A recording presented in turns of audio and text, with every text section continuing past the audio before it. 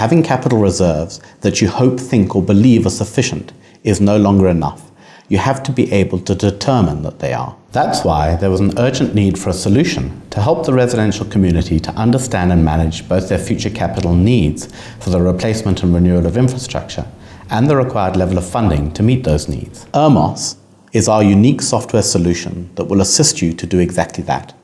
If you can't answer the following types of questions, we can help. What specific capital replacement costs will your estate incur in 2019? Can you prove that you're not holding too much or too little money in reserve? One of the single greatest benefits of having a capital reserve study is the ability to protect your residents from having to make special levy contributions. A capital reserve study is simply a projection of all of these capital replacement costs you're going to incur and the ability to determine what amount of contribution per levy payer you would have to make to fund these costs. We've chosen a period of 30 years. And we've done that for two reasons. Firstly, you want your study period preferably to be as long as possible, preferably longer than the lifespan of the longest lasting component. And the other reason that we've done it over 30 years is you have to have a period to fund. Having said that, whilst this produces a 30-year capital reserve study, the system generates a rolling 30-year period. So every year, at the beginning of your new financial year, you will roll your plan forward and you'll start year one of your next 30-year study. I want to take you through a couple of really key components to the report itself. The first main element of the report will be your component asset registry.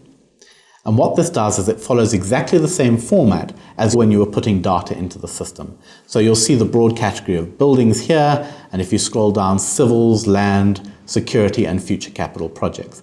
Underneath each one of those elements, you would have your subcategory here being electric fencing, and then your component itself being energizers. The next main element is to have a look at your 30-year cost projection. So essentially what we're doing here is we're having a look at an individual component. We have already determined obviously what our cost per unit is, what our number of units are, and the expected life cycle of the component. Its first replacement occurrence will obviously repeat based on its life cycle, in this case every 6 years. And you will see, moving from the last 6 years to the next replacement cost, the price of replacing this component has increased to deal with inflation. So what you'll have at the end of the day is a summary of all of the components that would need to be replaced in a given year. What I'd like to show you next is the individual scenarios.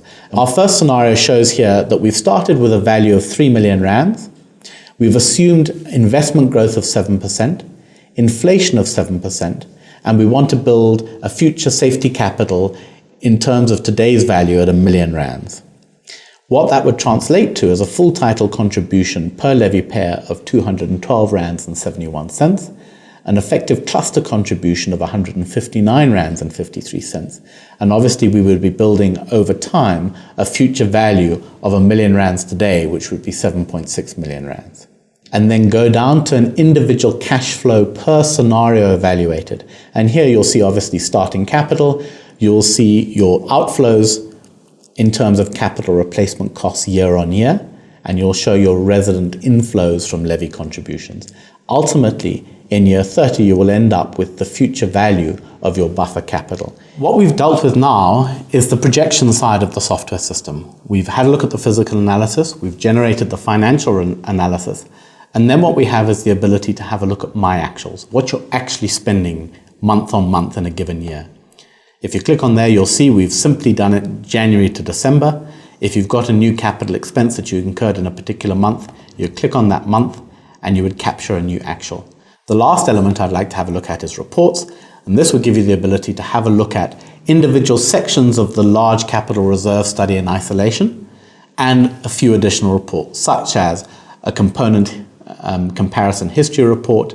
You'll be able to look at your component list report in isolation, your future cost projection, which you can look at in 5-year tranches instead of the cumbersome 30-year report, and so on.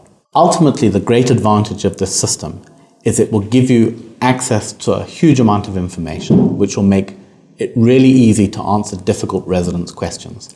Things like, why do you have the current level of reserves that you have? How do you justify these level of reserves? If you haven't done this kind of an analysis, that's a really tough question to answer because you cannot prove that you need this money or when you're going to need the money.